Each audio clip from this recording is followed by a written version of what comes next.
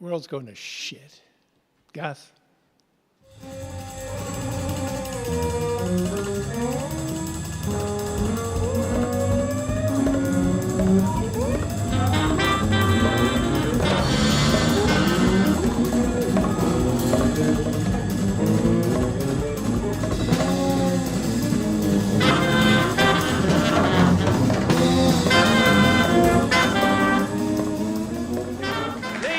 Gentlemen, it's showtime!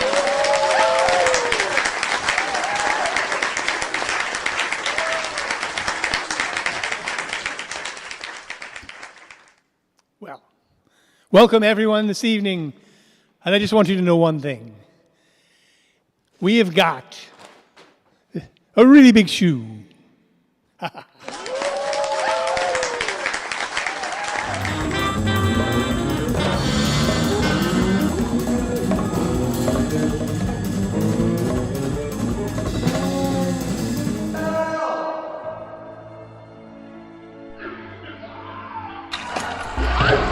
How this incredible transformation will end remains uncertain.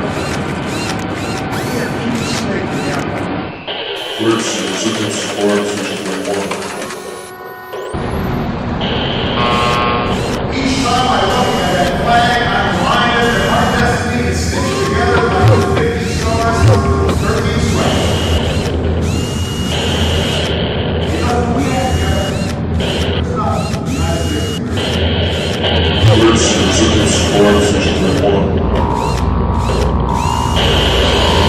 This nation is great because we built it together.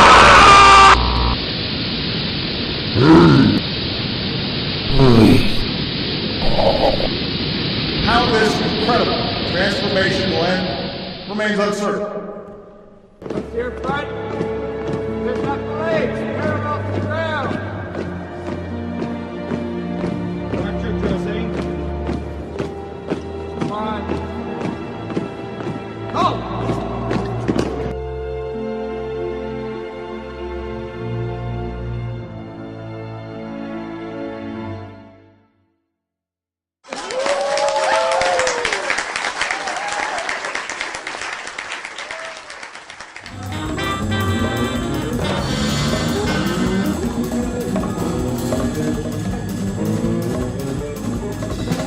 Hello, neighbors. My name is Random Hero. I'm the first of a new species of Homo sapiens that have subsumed them. We are called Homo narrative, and my story is called The Center of a Sphere. I'm a superhero by trade, but I am also, as we all are, a philosopher. Now I would like to tell you how I found myself to be at the center of a sphere. A sphere is a three-dimensional circle. And like a circle, it is a shape where all points on the boundary of the sphere are equidistant from the center. If a sphere has a radius of 1 inch, then every point on the boundary of the sphere is 1 inch from its center. I use the number 1 because it is simple, but there are many numbers that are more complicated. An irrational number is a number that cannot be represented as a ratio of 2 integers. There is an enormous amount of these irrational numbers, the most prominent examples being pi and e. These irrational numbers are very strange. The ancient Pythagoreans thought irrational numbers were an affront to God's perfection and kept their existence a closely guarded secret. I have a book called Pi to a Million Places, which is where pi is written out to 1 million decimal places, and even that is not an exact definition of what pi is. Pi, coincidentally, is used in formulas to calculate information about circles and spheres. There are also complex numbers that are used in calculus, but I have limited experience with these. All this to say that a number can be defined in many ways and may not always refer to a specific quantity.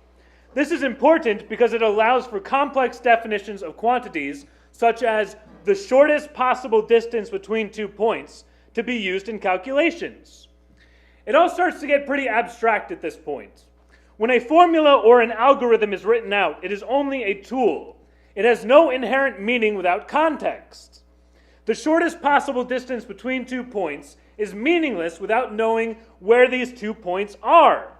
If we go back to our example of the sphere, the 2 points would be the center point and any point on the boundary of the sphere. We already defined that distance as 1 for this example, but what if we abstract the number 1 and just call it r for radius? Now that we are calling it r instead of 1, the measurement can be whatever we want it to be. Under these abstract rules of measurement, I can try and reapply the formula contextually to myself. My perception is the center point of my experience. My senses take in the world around me and send electrical signals through my nervous system to my brain, where these signals get processed. Sight, sound, smell, taste, and touch all get processed into sensations and imagery that I experience as my reality. There's no particular center point in the human body. A person's center of gravity shifts consistently depending on the position of the person in question. Perception, however, can be localized to the brain. The brain also has no center point. It is a mesh of interconnected pathways formulated by personal experience and habituation.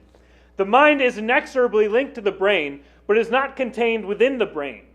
The mind exists in concert with the brain and body, and the mind is where I place my center point.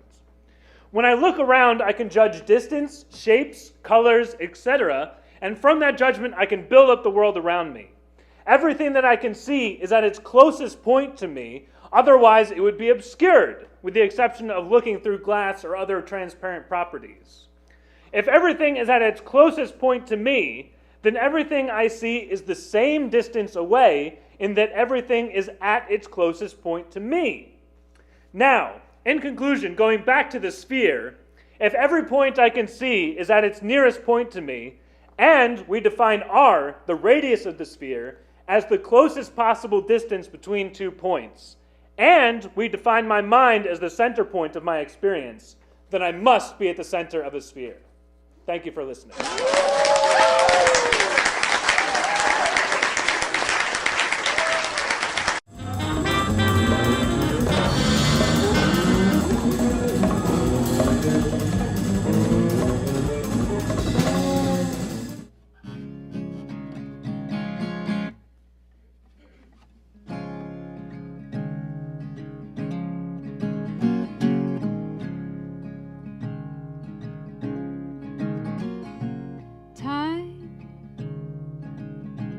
Has never been kind.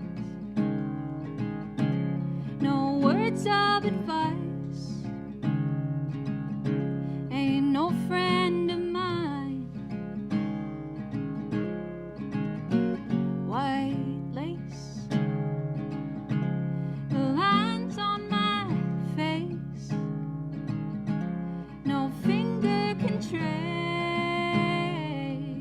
I got you on my mind.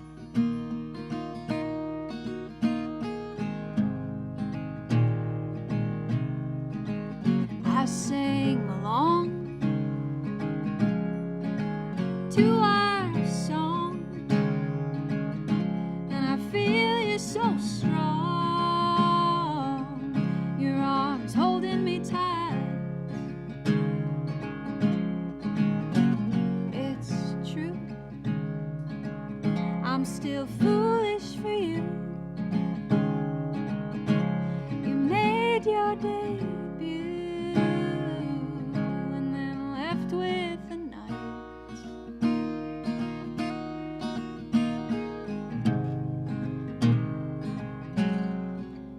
But you know I can't see in the dark.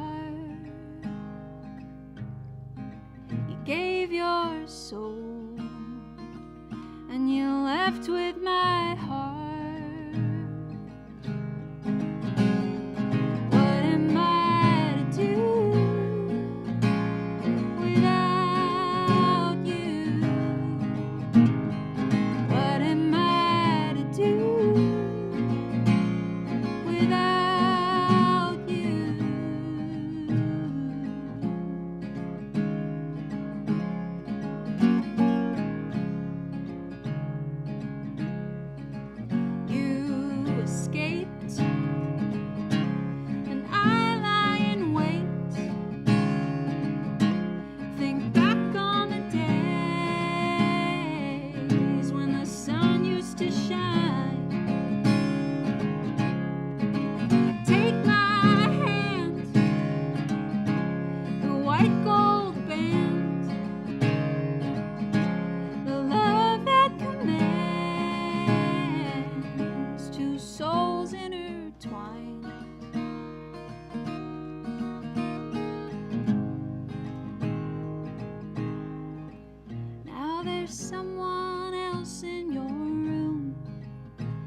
we don't look the same as you.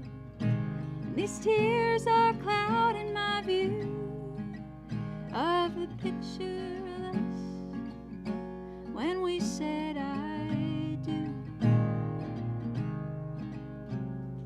What am I to do without you? What am I to do without you?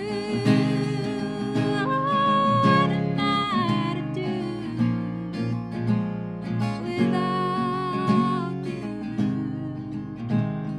What am I to do without you now?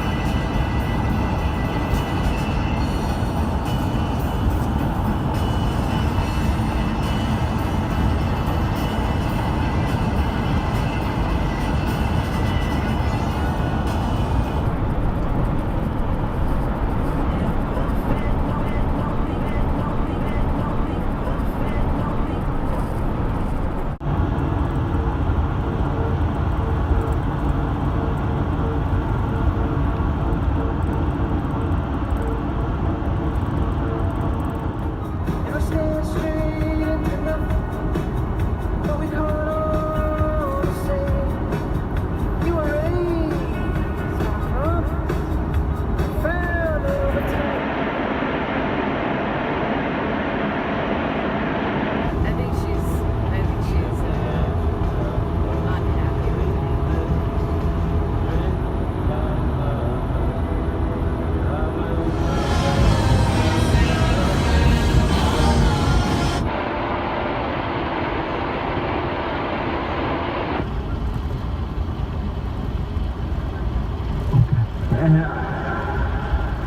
And I walked into a JetBlue bathroom. No, I don't want no scrubs, cause I can't get no love from me.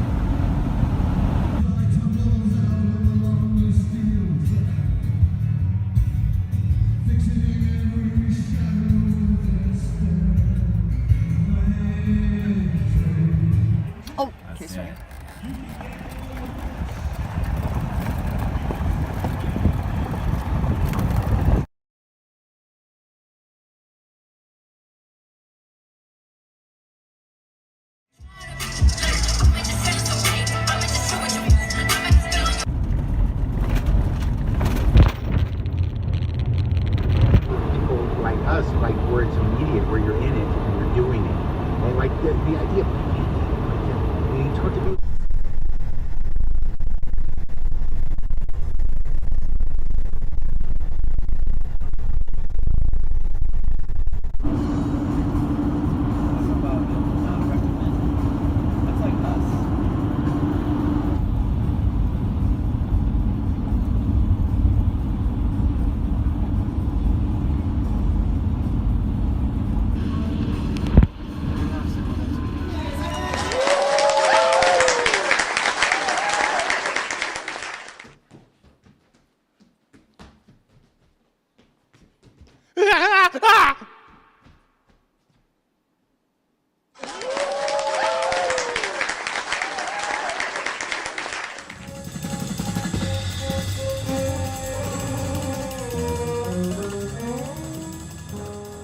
I was never that girl, the one with legs up to here, sleek and shining, curls exploding, firm flesh sculpted just right, looking great in any clothes that fell out of the sky and landed all helter-skelter but perfectly on her body.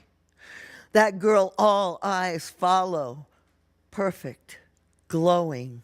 It's she all the designs are designed for.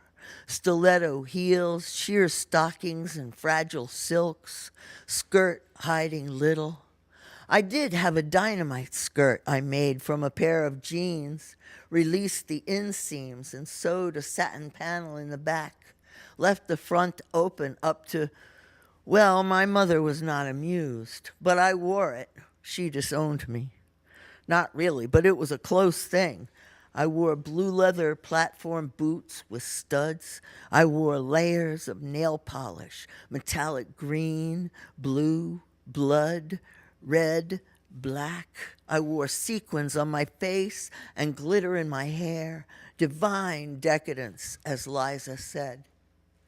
But I was never that girl, the one all eyes follow as she glides almost above the surface of the earth to wherever she's going, and people, especially men, walk into walls and fall off of curbs.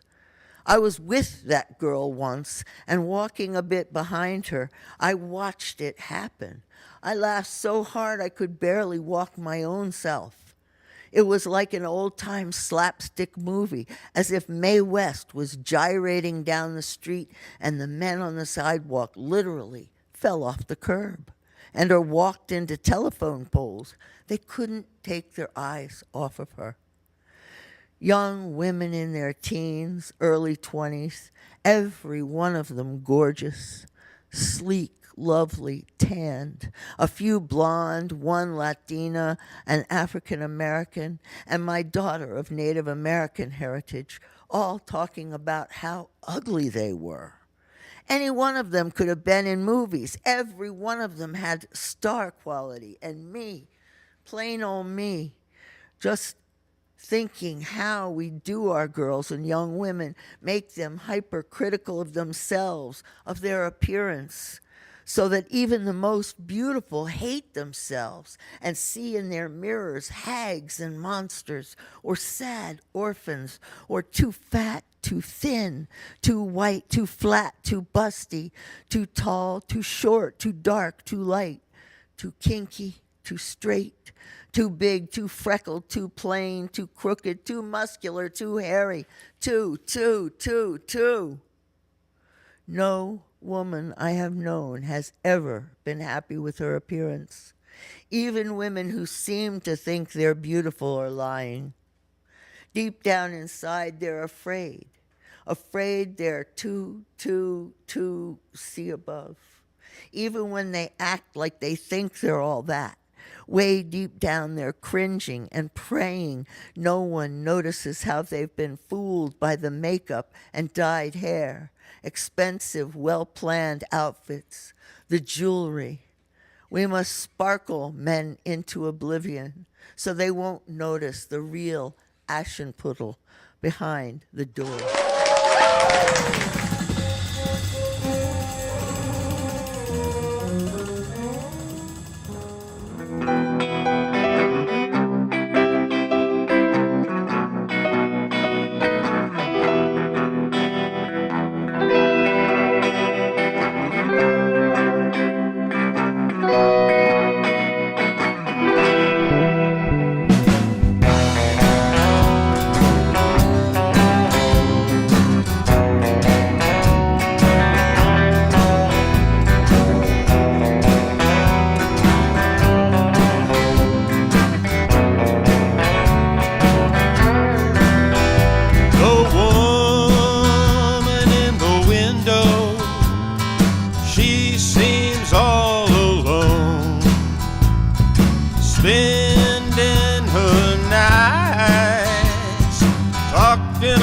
telephone.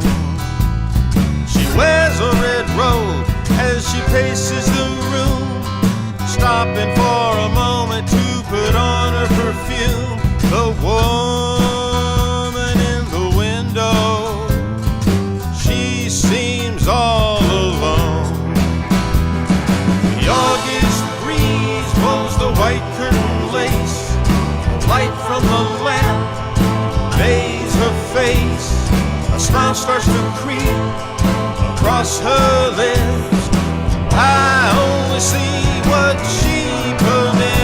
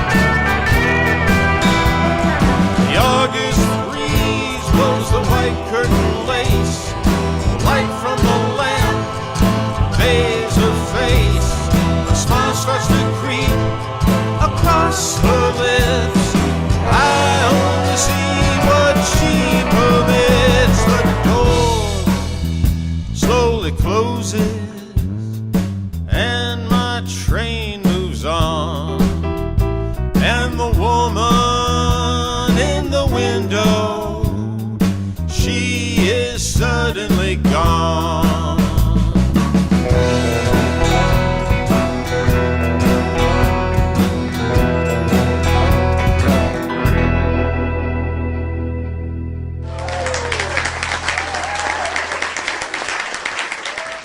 Hello, Danny. Come play with us. Come play with us, Danny. Forever and ever and ever.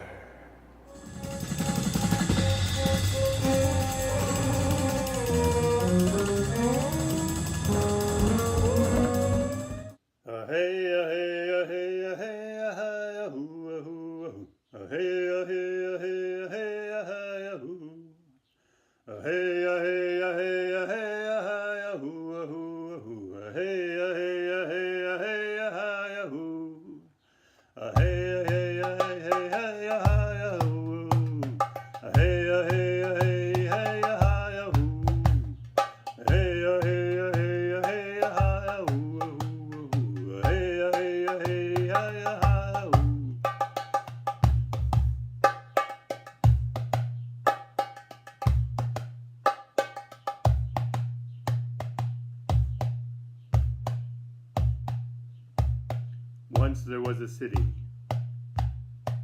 Now there is only sand. Mystical winds sing songs of what had come before. A dream of a city where we lived together. We tended a garden that was visited by people from all directions. A healing garden. Our twin flame souls reside there still. Where now we see only desert, there was a sacred sea, aqua blue surrounding spires, standing majestically.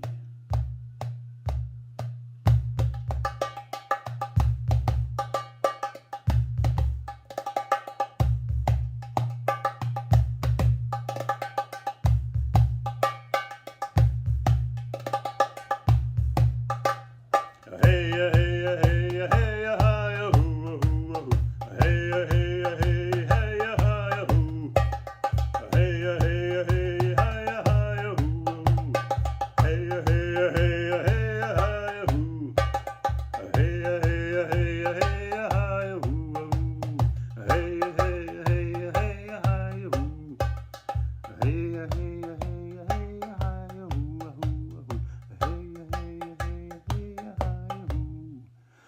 hey, a hey, a hey, a hey, a hi, a hoo, a hoo, a hey, a hey, a hey, a hey, a hi, a hoo.